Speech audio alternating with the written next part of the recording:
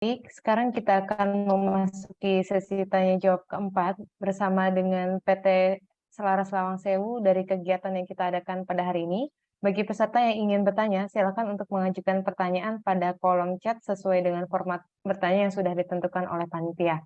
Untuk sesi tanya jawab keempat ini, kami akan mempersilakan kepada Dr. Beni kembali untuk memandu jalannya sesi tanya jawab. Kepada Dr. Beni, kami persilakan dengan waktu yang diberikan selama 15 menit. Ya, terima kasih Ibu MC. Tadi sudah dipaparkan begitu banyak produk-produk atau aksesoris yang untuk melengkapi isi baik dari instalasi bedah sentral maupun ruangan-ruangan khusus yang lain seperti linex, bahkan ruangan MRI. Saya lihat chat tadi juga ada pertanyaan apakah ada kelengkapan ruang MRI dan lain-lain. Yang pasti bahwa aksesoris yang disampaikan ini berhubungan dengan materi-materi untuk perancangan maupun perencanaan ruang-ruang kritikal, termasuk juga untuk akses kontrol dan juga untuk yang lain-lain radiologi maupun evakuasi kebakaran di rumah sakit.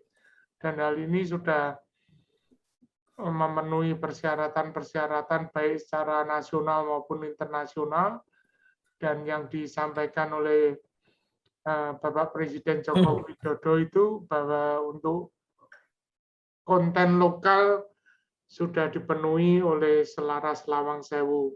Ada beberapa pertanyaan, bisa untuk menyingkat waktu, bisa dijawab Pak Libertus. Yang pertama dari Pak Eko Prasetyo, silakan. Ya, baik. Terima kasih Dr. Beni. Saya coba akan jawab beberapa pertanyaan yang sudah ada. Jadi yang pertama dari Pak Eko untuk pintu-pintu ruangan MRI.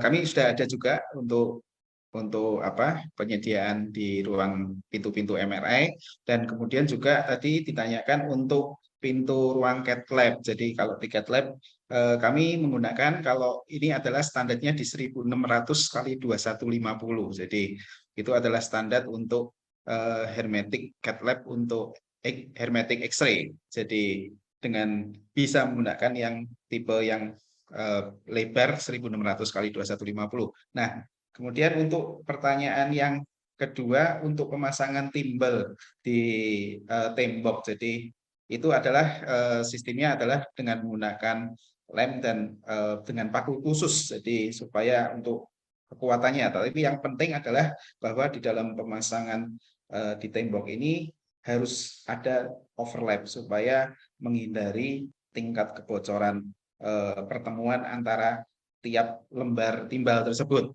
Jadi ini yang perlu diperhatikan, biasanya sekitar 1-2 cm untuk overlapnya di tiap lembar timbal. Nah, kemudian untuk yang ketiga, apakah dengan menggunakan PP 2 mili di pintu dinding sudah menjamin tidak tembus radiasi? Nah, demikian bahwa sekali lagi di dalam Permenkes juga disampaikan bahwa harus juga mengikuti bahwa alat yang akan dipakai. Jadi tadi juga saya sudah jelaskan bahwa kita harus koordinasi juga terhadap alat penyedianya, karena saya punya pengalaman di beberapa bahwa ini timbal 2 mili untuk di ruang misalnya cath lab seperti itu, seringkali sekarang sudah karena alatnya sudah lebih canggih, ya, slice-nya lebih banyak dengan sistem slice lebih banyak, sehingga radiasinya sudah tidak bisa dengan 2 mili lagi, tapi dengan menggunakan 3 mili. Nah, ini yang sebaiknya dikoordinasikan terlebih dulu supaya untuk tidak menghindari nantinya setelah dipasang nanti tembus, nanti akan dibongkar lagi seperti itu. Jadi ini yang tentunya memang pada saat saat nanti running test itu pasti akan ada toleransi-toleransi yang sudah ditentukan yang harus dipenuhi dalam sebelum mesin itu beroperasional untuk di dalam izin-izin segala tentunya harus melalui proses tersebut. Gitu Dr. Benny. Ya, baik yang disampaikan Pak Libertus tadi mengenai ruang CT scan ya. CT scan lebih dari 64 slice sebaiknya sudah tidak menggunakan 2 mili, tapi lebih dari 2 mili. Bahkan kalau 128 slice sudah menggunakan 4 mili ya. Betul, betul, Apakah Dr. masih bocor atau tidak? Ada faktor lain, termasuk tadi yang kunci mortis tadi, kemudian pemasangan dinding kalau bukan di dalam sandwich panelnya, kalau di dinding itu dipaku, paku juga harus ditutup dengan timbal lagi. Masih Timbal ada lagi. faktor-faktor lain yang menyebabkan kebocoran. Tapi dari Bapeten pasti akan melakukan survei. Sebelum dari Bapeten pasti dari vendor alat akan melakukan survei dengan geger counter ya. Ini Betul, ada Dr.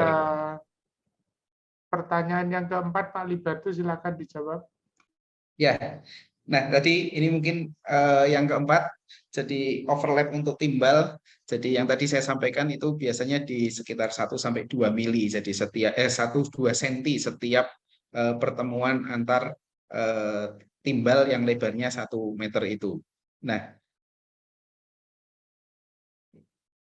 untuk ruang radioterapi dengan peralatan Linac. Nah, kalau Linac untuk di pintunya, jadi untuk pengerjaan Linac di pintunya itu pasti ada yang tadi sudah dijelaskan, selain timbal juga ada zat PPE. Nah, ini tinggal nanti alatnya. Kalau Linac sudah di atas 10 mV, tentunya itu harus ada zat boronnya.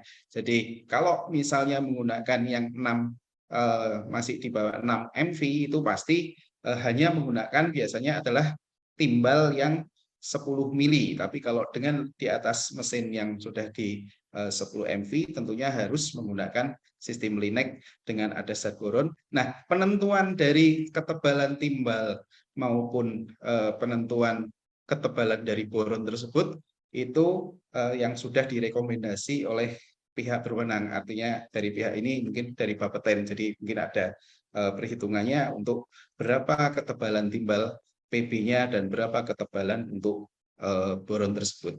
Mungkin gitu Pak Dr. Benny jawaban saya untuk yang keempat.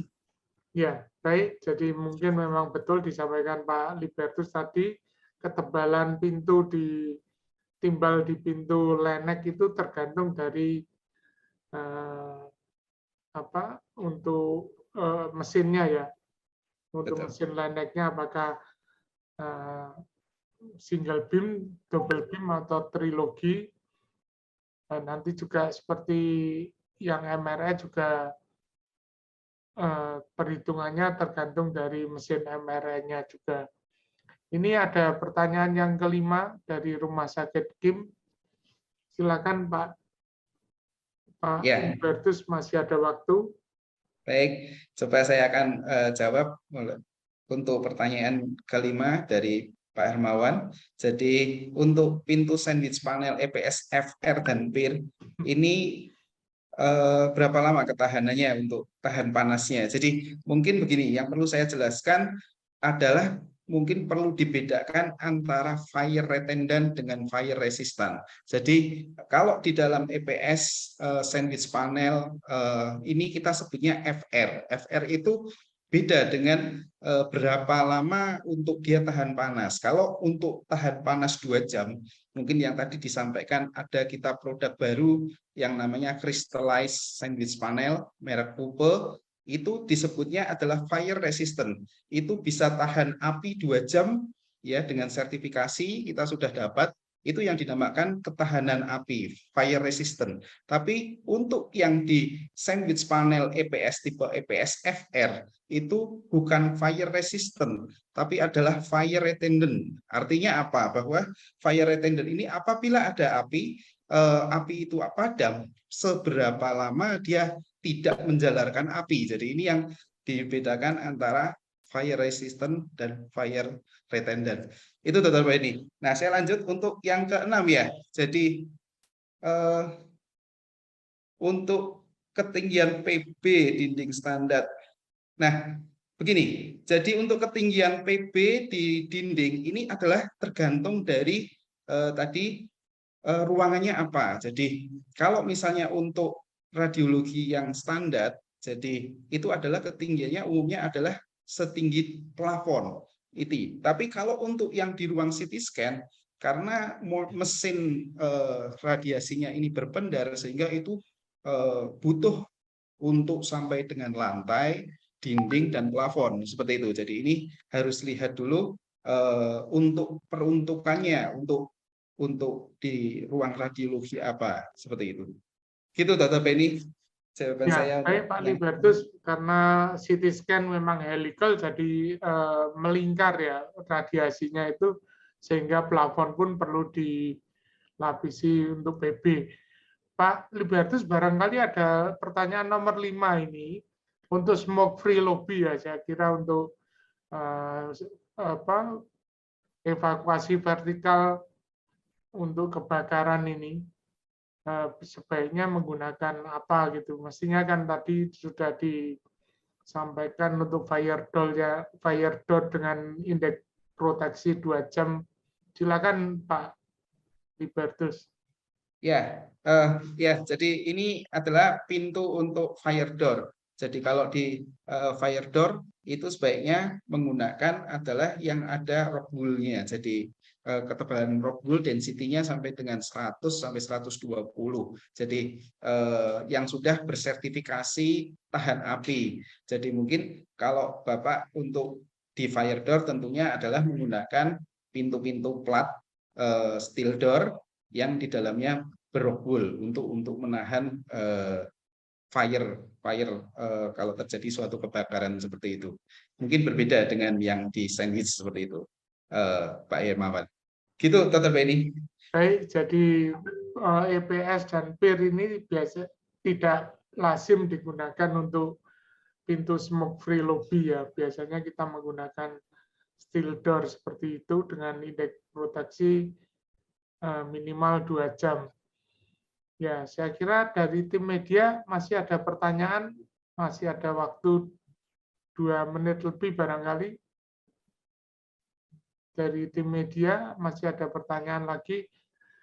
Ini penjelasan yang sangat lengkap, termasuk tadi yang ada di dalam ruangan instalasi bedah sentral di kamar bedahnya. Bahkan semua panel itu bisa dikontrol ya. Ada panel kontrol yang bisa mengontrol semua, mulai dari gas medis, pintu, lampu, dan lain-lain. Termasuk yang paling penting adalah mengontrol sistem HVAC melalui panel kontrol yang ada di kamar bedah. Saya kira ini adalah sesuatu yang sangat penting. Saya mau tanya ke Pak Libertus, apakah tadi presentasi tadi bisa disiarkan ke semua peserta yang mengikuti webinar pada siang hari ini untuk ya pengetahuan mendesain satu critical care di rumah sakit. Begitu Pak Libertus. Iya, Dr. Benny. Baik, nanti kami akan siapkan. Jadi mungkin kalau membutuhkan bahan-bahan presentasi ini, nanti kami akan persiapkan dan kami akan berikan ke panitia untuk siapa yang untuk membutuhkan materi ini. Demikian, Dr. Benny. Ya, terima kasih. Baik, Ibu MC, barangkali sudah tidak ada pertanyaan lagi. Waktu masih 47 menit. Saya kembalikan ke Ibu MC. Silakan Mbak Riris. Sepertinya ada satu pertanyaan lagi dari PT Gita Persada Mandiri. Oke, masih ada satu pertanyaan tambahan Pak Libertus. Waktunya masih ada. Silakan. Di chat ya. Apakah nomor 6, Prof? Nomor 78. Apakah pintu fire rated untuk tingkat ketahanan apinya? Bukan. Apakah perusahaan Bapak juga menyediakan tembaga untuk lapisan RF kabin atau ruangan MRI? sudah dijawab ini Prof tadi pertanyaan oke. nomor 1. Ke yang terakhir tentang ketahanan api disebabkan oleh ketinggian bangunan sudah juga. Ya, jadi untuk yang terakhir yang belum Prof Eko, Oke, jadi iya. untuk fire ini kita sudah ada untuk sertifikasi. Jadi kalau sertifikasi kami adalah dari sertifikasi Damkar DKI. Jadi kami sudah lolos untuk uji untuk ketahanan apinya yang sesuai di peraturan dari Damkar DKI seperti itu. Jadi tentunya sudah melalui proses evaluasi dan uji kelayakannya seperti itu. Dan kami bisa berikan nanti kalau sertifikat itu misalnya membutuhkan produk-produk untuk fire door, kami juga bisa berikan untuk sertifikatnya sebagai bukti bahwa untuk produk-produk kami sudah lolos untuk uji seperti itu. Termasuk TKDN ya, Pak Lip.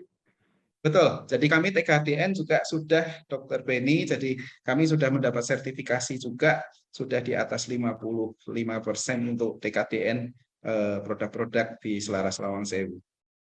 Syaratnya 40% ya. Ya, betul.